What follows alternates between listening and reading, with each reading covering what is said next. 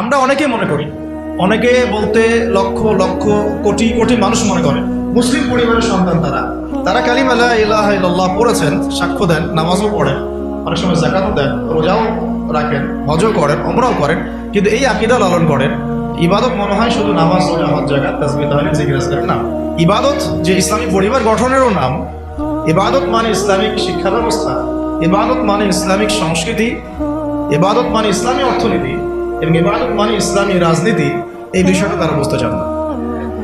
বুঝতে চান না শুধু তাই না, বরং তারা অস্বীকার করেন। কি করেন? সরাসরি অস্বীকার করেন। এবং অস্বীকার করে তারা কি করেন? অস্বীকার করে তারা মানব রচিত তন্ত্র মন্ত্র মতবাদের পূজা করেন। ইবাদত করে কি অস্বীকার করে কি করেন?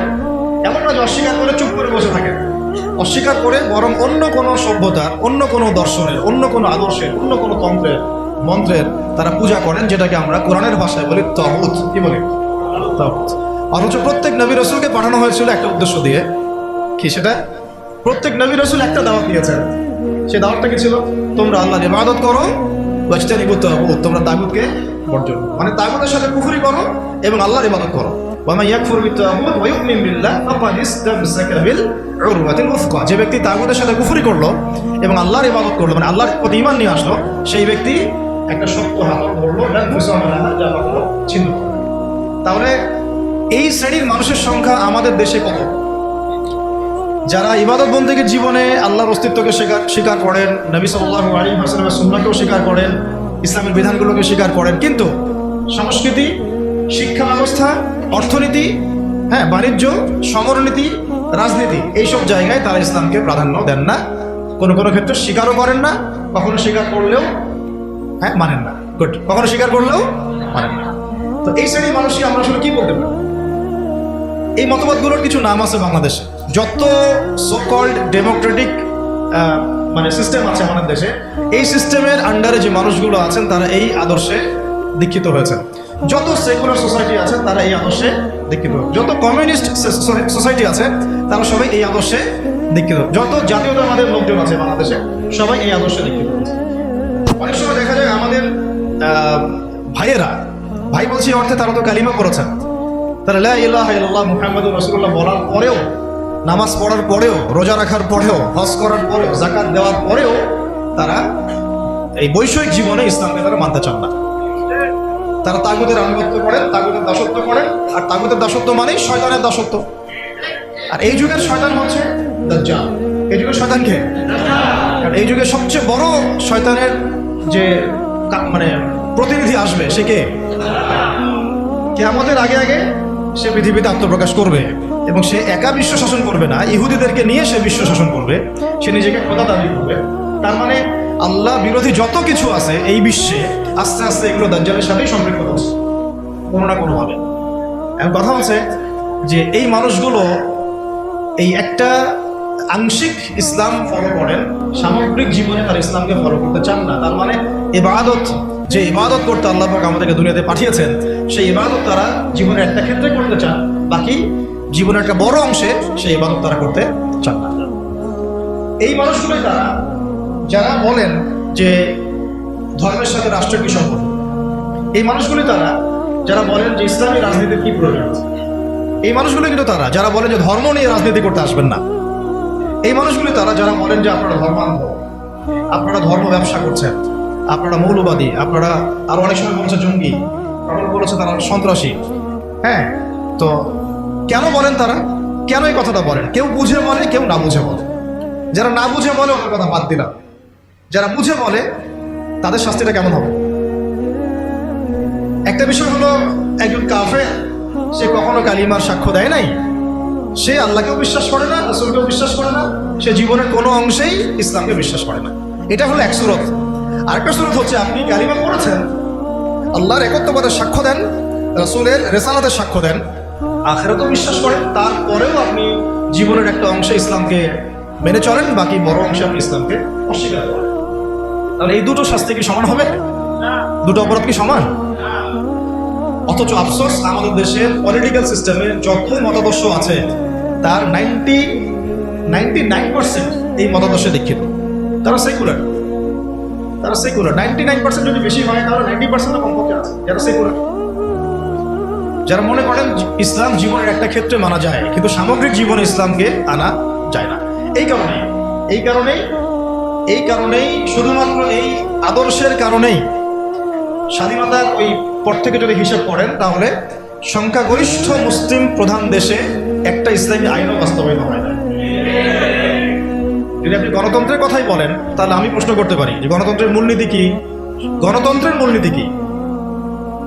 মূলনীতি হচ্ছে সংখ্যাগরিষ্ঠ মানুষ যা বলবে তাই হক, তাই তো?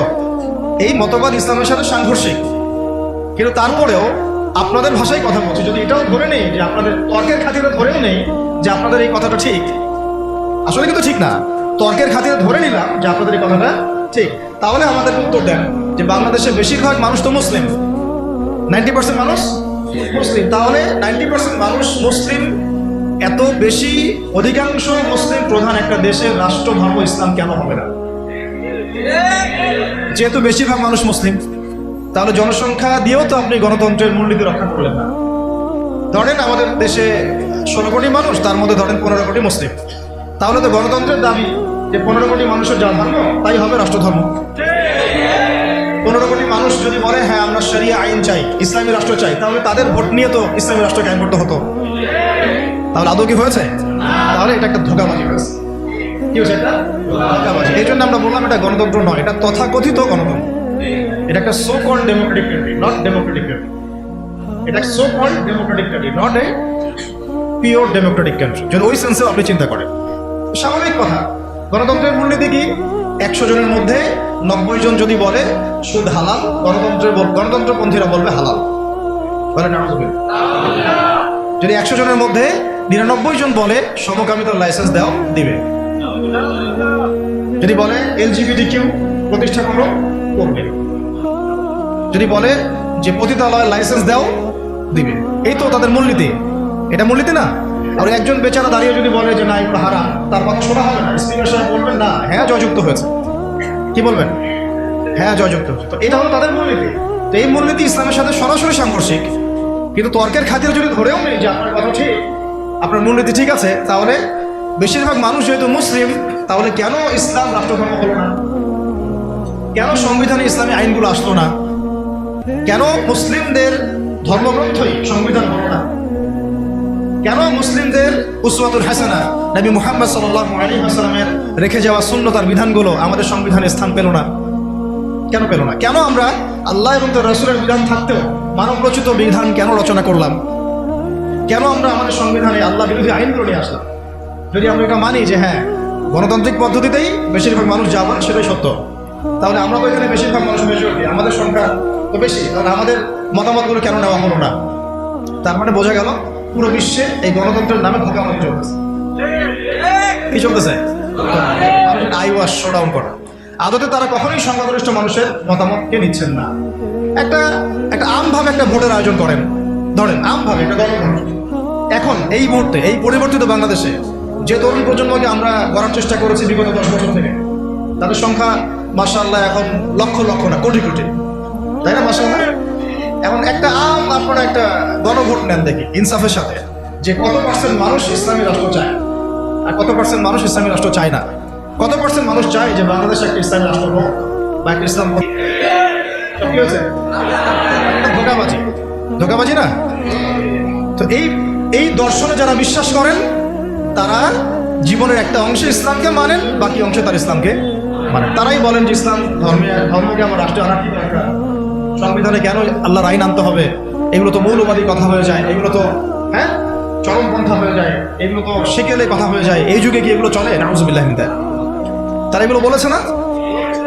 এর বাইরে একটা শ্রেণী আছে, এই রকমের, তাদেরকে বলা হয় কমিউনিস্ট। কি বলা হয়?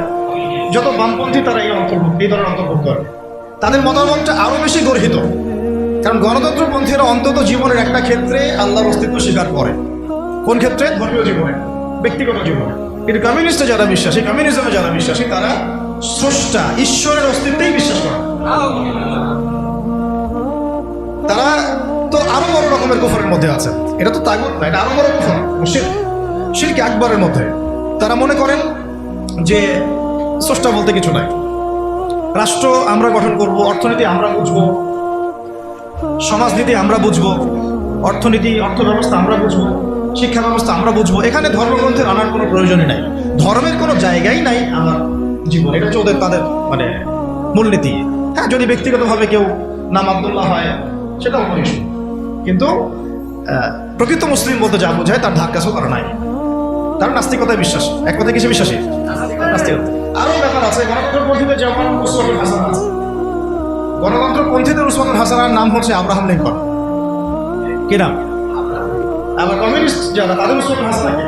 মাও সেতুং, লেনিন, স্টেলিন। তারা হচ্ছে তাদের উসওয়াতুল হাসানা। উসওয়াতুল হাসানা বুঝেন কিনা? উসওয়াতুল হাসানা মানে কি? সর্বোত্তম আদর্শ। তা আমাদের উসওয়াতুল হাসানা কে?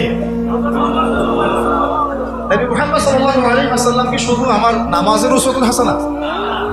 শুধু কি আমার পরিবারের উসওয়াতুল হাসানা? শুধু আমার সমাজের, অর্থনীতির, সংস্কৃতির, শিক্ষার, নাকি পুরো জীবনের? নবী সাল্লাল্লাহু আলাইহি ওয়াসাল্লাম আমাদের ইবাদত বন্দেগীর উসওয়াতুল হাসানা, আমাদের সংস্কৃতির উসওয়াতুল হাসানা, আমাদের শিক্ষার উসওয়াতুল হাসানা, আমাদের অর্থনীতির উসওয়াতুল হাসানা, আমাদের ব্যবসা বাণিজ্যের, আমাদের চাকরির, আমাদের পরিবারের, আমাদের রাজনীতির, আর কি বাকি আছে? আমাদের পুরো জীবনের উসওয়াতুল হাসানা কে? নবী মুহাম্মদ সাল্লাল্লাহু আলাইহি ওয়াসাল্লাম। আমরা একজন ব্যক্তিকে উসওয়াতুল হাসানা মেনে চলছি এবং তার সাহাবায়ে কেরাম তো আছেন। মা আনা আলাইহি ওয়া আসহাবি, মা আনা আলাইহি ওয়া আসহাবি, আমি যার উপরে আছি আমার সাহাবীরা যার উপরে আছে। কিন্তু গণতন্ত্রপন্থীদের উসওয়াতুল হাসানা ধর্মীয় জীবনে নবী মুহাম্মদ সাল্লাল্লাহু আলাইহি ওয়াসাল্লাম, কিন্তু অর্থনৈতিক জীবনে ওয়ার্ল্ড ব্যাংক। অর্থনৈতিক জীবনে কি? ওয়ার্ল্ড ব্যাংক, IMF আর ফেডারেল রিজার্ভ ব্যাংক। আর পলিটিক্যাল লাইফে তাদের উসওয়াতুল হাসানা হচ্ছে আব্রাহাম লিঙ্কন। কত ইলাহ তাদের, হ্যাঁ তাই না? অনেক ইলাহ না? আবার কমিউনিস্ট যারা, তাদের উসওয়াতুল হাসানা কারো কারো ব্যক্তি জীবনে হয়তো মুহাম্মদ সাল্লাল্লাহু আলাইহি ওয়াসাল্লাম, কিন্তু অর্থনীতিতে তার উসওয়াতুল হাসানা হচ্ছে পুঁজিবাদ। কোনটা? পুঁজিবাদ। আর রাজনৈতিক জীবনে তার উসওয়াতুল হাসানা হচ্ছে মাও সেতুং, লেনিন, স্টেলিন আর মুসোলিনি। সোভিয়েতের সময় যা হয়েছে একটাই। তো তাদেরও অনেক ইলাহ, অনেক উসওয়া। আবার যারা সেকুলার, যারা কি সেকুলারিজমে বিশ্বাসী, তাদের উসওয়াতুল হাসানা কারা? তাদের উসওয়াতুল হাসানা হচ্ছে পশ্চিমা সভ্যতা। কারা? পুরো পশ্চিমা সভ্যতা। পশ্চিমা সভ্যতা যা বলবে তাই। পশ্চিমারা যদি বলে এটা হক, ওরা বলবে হ্যাঁ হক। পশ্চিমারা যদি বলে এটা বাতিল, ওরা বলবে বাতিল। আল্লাহর আইন একদিকে পড়ে থাক, রাসূলের কথা একদিকে পড়ে থাক, কিছু যায় আসে না তাদের। পশ্চিমারা কি বলবে এটা হচ্ছে কথা। যদি তারা ইসলামের পক্ষে কোনো কিছু চালু করে আর পশ্চিমারা চোখ রাঙানি দেয়, ভয়ে সেখানে প্যান্টে পেশাব করে দিবে। যদি তারা ইসলামের পক্ষে অবস্থান নেয় আর ভারত একটু চোখ রাঙানি দেয়, তাহলে ভয়ে ওরা পেশাব করে দেবে। এই হলো তাদের উসওয়াতুল হাসানা। তাদের উসওয়াতুল হাসানা হচ্ছে বিশ্বের পশ্চিমা এবং যত রাম বাম প্রগতিশীল পরাশক্তি, এগুলো ওদের উসওয়াতুল হাসানা। কিন্তু আমরা মুসলিম, আমাদের উসওয়াতুল হাসানা জীবনের সর্বক্ষেত্রেই একজন ব্যক্তি, তার নাম মুহাম্মদ সাল্লাল্লাহু আলাইহি ওয়াসাল্লাম। মূল জায়গাটা আলোচনা করলাম এই কারণে, আপনাদের বোঝার সুবিধার্থে, যে ইবাদত করার ক্ষেত্রে এসে আমরা যে ইসলামকে কত ভাগে ভাগ করে ফেলছি তা ঠিক নাই। অথচ ইবাদত করতে আল্লাহ পাক বলেছেন জীবনের সমস্ত ক্ষেত্রেই আমার বিধান মেনে চলো।